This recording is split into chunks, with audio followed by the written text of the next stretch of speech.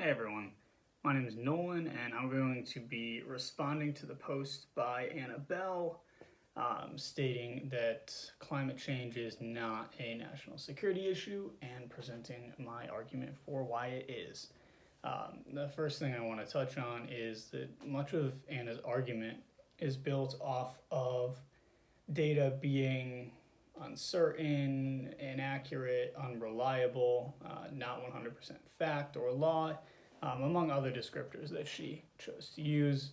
Um, and I am very interested to know where she is getting that information. According to NASA, if you go back to January of 2020, they actually did a study of major warming models, which are what predict climate change in the future, or part of what predicts it in the future, tracing back from 1970 to today, and where those predictions kind of fell with how climate change has developed over that time. And they found that data to be fairly accurate, especially when you take the mean of all of those predictions that are done through these models, specifically done to predict this data. The mean very easily traces the line that we've actually seen climate change grow by. The other thing is Arctic sea ice is another big measuring stick for climate change. And that also we've seen decline by 13% at its minimum stage over years now, at 13% per decade. That's another bit of data directly from NASA. So, this is information that is accurate. It's coming from our primary sources, really.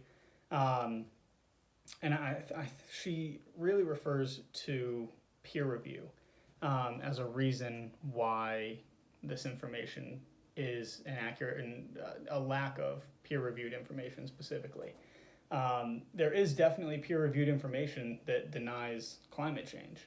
It just happens that the peer-reviewed information that denies climate change is 3% of the peer-reviewed climate articles. Um, Peer review is very important in science. It's really the centerpiece of science because it helps us distinguish what is good information. Um, but just because something is peer reviewed doesn't necessarily mean that it's accurate, and just because something is scientifically produced doesn't mean that it's accurate either.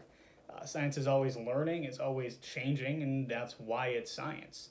The definition of science itself is really just an exploration of the world and nature and how it works through observation and experiment. That says nothing about things being set in stone. And to misjudge scientific data because you are expecting it to be something that can be looked at as 100% fact would be misinformed. Um, we need to learn to adjust with the science we have, and as we make adjustments with the science we have, we're going to continue to learn more. And as we see signs that there are issues, we fund them more, investigate them further, and get to a place where those issues ultimately are resolved. And hopefully that's where we can get with climate change. She also says that climate change is too politicized by saying basically the question is asked of, how could someone not support climate change, and posing it as, it's really difficult to say, I don't believe in protecting the earth. And when you word something that way, of course, it's hard to answer that question, and it's hard to say, no, climate change isn't real. But that could be related to all issues, all political issues at least, because both sides are going at each other and they create an environment where it's hard to answer questions, especially when you're looking at things from a one-sided biased view.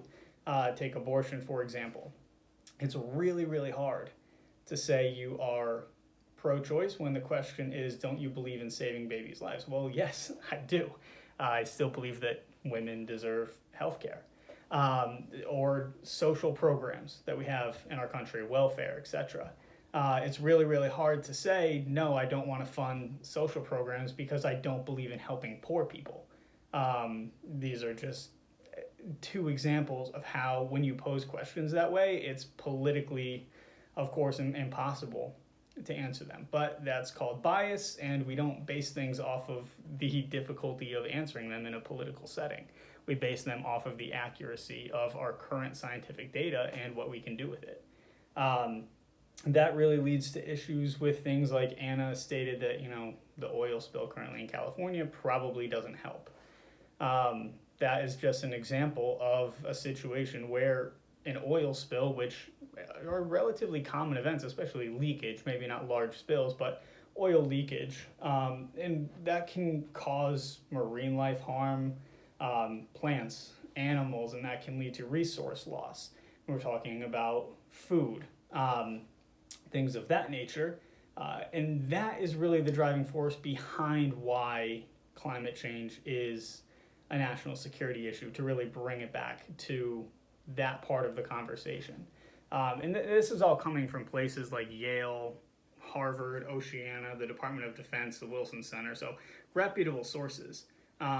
Really, you have to look at climate change and what we know about it as a threat multiplier. That's why it's a national security issue.